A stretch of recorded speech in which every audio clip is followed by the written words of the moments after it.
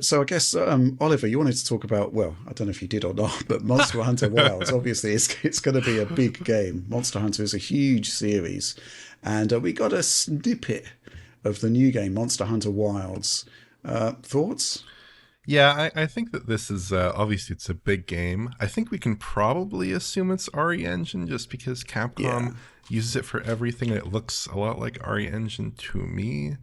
We're just seeing brief snippets of the open world. I mean, I think the overall trailer clocks in at like, I don't know, a minute or something. It's very brief. Yes, it's 90 seconds. Okay. Yeah. There's some very, well, we have a bit of a history with overanalyzing 90-second trailers. 90 seconds. But there's some very cool traversal in here. To my eyes, though, this is not quite as impressive looking as what we've seen from Dragon's Dogma 2, which is obviously a game with sort of similar scope. So I'm interested to see where they go with it. I'm sure it will be a monster game in terms of sales and in terms of the reception. I think people really love these games. But in terms of the technology, I'm not seeing anything that's like hugely sticking out to me at this point, outside of saying, you know, it looks good. It's perfectly cromulent, as you might say. And the in the background, the thing that I've just played Avatar, so I'm like my eyes are like completely ruined as a result. But like looking at the background rendering when they show off that large like crescent rock formation in the background, all I could think is like it needs better shadow detail there. Like that's what I kept thinking. Like I was like, oh man, the distant shadows don't hold up nearly as much as they should. Like for this trailer, I also saw some slight hallmarks of RE here. So I'm going to presume it is, and the fact that Monster Hunter games, at least since they dropped MT Framework, have been RE. So, and also art style wise, they showed up. It's a little bit unfortunate that they showed off this biome that it is in because it is barren and it doesn't, and it is lifeless, and it is not. It's not supposed to be vibrant and interesting looking necessarily. It's supposed to communicate a different mood, but it also then, as a result, doesn't lead to me being super psyched about it because, you know, it's hard to visually parse because it's mostly monotone in terms of color.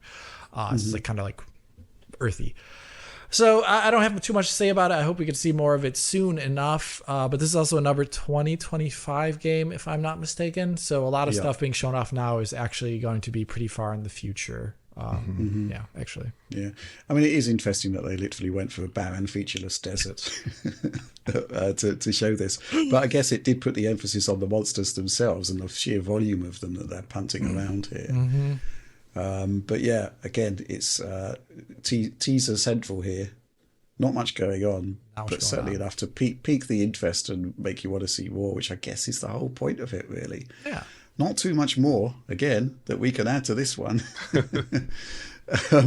But obviously we'll be following it with interest. And just generally, you know, the continuing evolution of the RE engine and the disclosure that Capcom are doing around it, I think is really, really interesting. There's possibly, isn't there like the hint that they might be looking to license it to other people? It is, yeah. That's why they did those outward-facing presentations, and I think it would be great actually, because in terms of performance, usually at least, that's one thing that is always pretty good in most of the titles on console. So yeah, there has been the sense that the Capcom runs a really tight ship, right? And resources are very judiciously deployed in terms of, you know, the tech.